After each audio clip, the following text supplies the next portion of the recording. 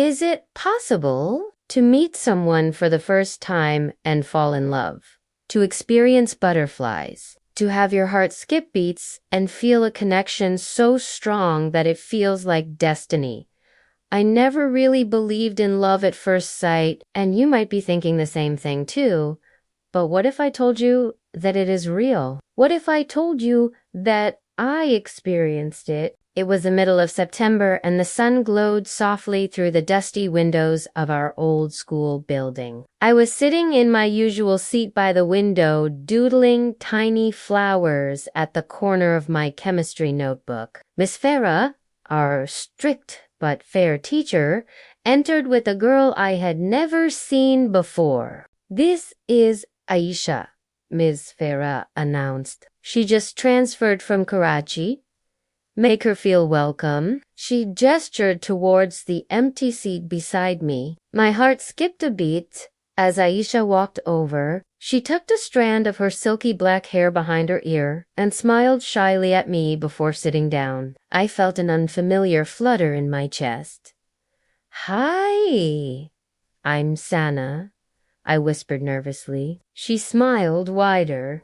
"Hi, nice to meet you." That day, I couldn't focus on anything the teacher said. All I noticed was how her slender fingers twirled her pen, how her dark eyes sparkled every time she looked around curiously, and how her soft perfume made my stomach flip. I found myself stealing glances at her, trying to memorize the way the light danced in her hair, the curve of her lips when she laughed, and the kindness in her sparkling eyes. At lunch, she sat with me under the neem tree near the courtyard. She unpacked her lunchbox, simple parathas with acar, and offered me a bite. I blushed so hard that I thought my cheeks would burn off, but I took it anyway. A warmth blossomed in my chest, a feeling I had never experienced before. Over the next few weeks, we became inseparable. We studied together in the library, helped each other with physics problems, and laughed about how our Urdu teacher mispronounced English words. She once brushed a stray eyelash off my cheek, and my entire body froze at her touch. I had never felt this way about anyone before, not even the boys who sent me secret notes. Every moment with Aisha felt like a stolen secret, a treasure I didn't want to share. Her presence filled my world with laughter, curiosity, and a joy that was new to me. One afternoon, after school, we sat on the rooftop of her house. The call to prayer echoed across the neighborhood as the sky turned pink and orange. She looked at me silently for a long time before asking, "Sana, do you ever feel different?" My heart pounded.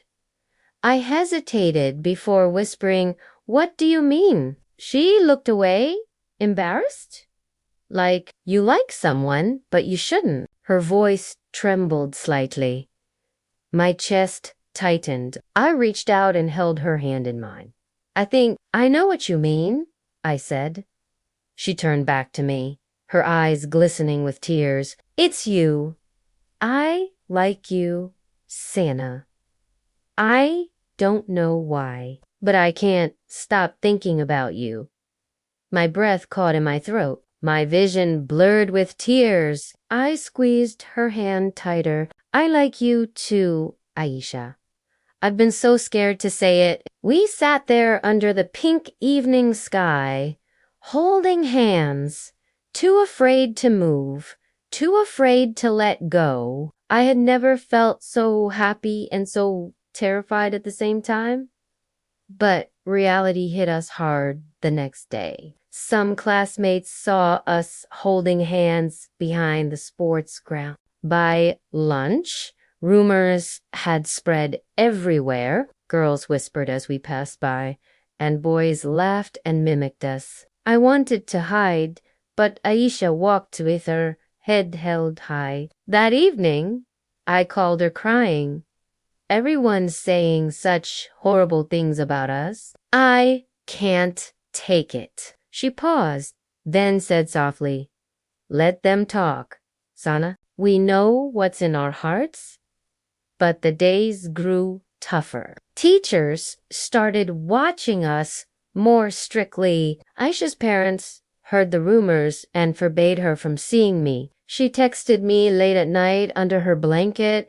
They retransferring me back to Karachi after exams. "I don't want to leave you." I cried silently into my pillow that night. The thought of losing her felt like losing a part of myself. The last day of school arrived too quickly. After the final bell rang, she grabbed my wrist and pulled me into the empty chemistry lab where we first sat together. "I don't know when I'll see you again," she whispered, tears rolling down her cheeks. I couldn't speak. My throat felt like it was burning. She leaned forward and pressed her lips softly against mine. Her kiss tasted like salt and tears, and everything I had been holding inside me broke free. We kissed like we were saying goodbye to the entire universe. When she pulled away, she pressed a tiny folded note into my palm. "Don't forget me," she said, and then she was gone. I opened the note later, alone on the school steps. It read, "One day we will be free to love. Until then, I'll carry you in my prayers." It's been 3 years since that day. I still have her note tucked safely inside my chemistry notebook, now old and fading with time. I sometimes wonder where she is, if she thinks of me when she sees pink evening skies or hears the call to prayer. All I know is that for those few beautiful moments in school, I loved and was loved back.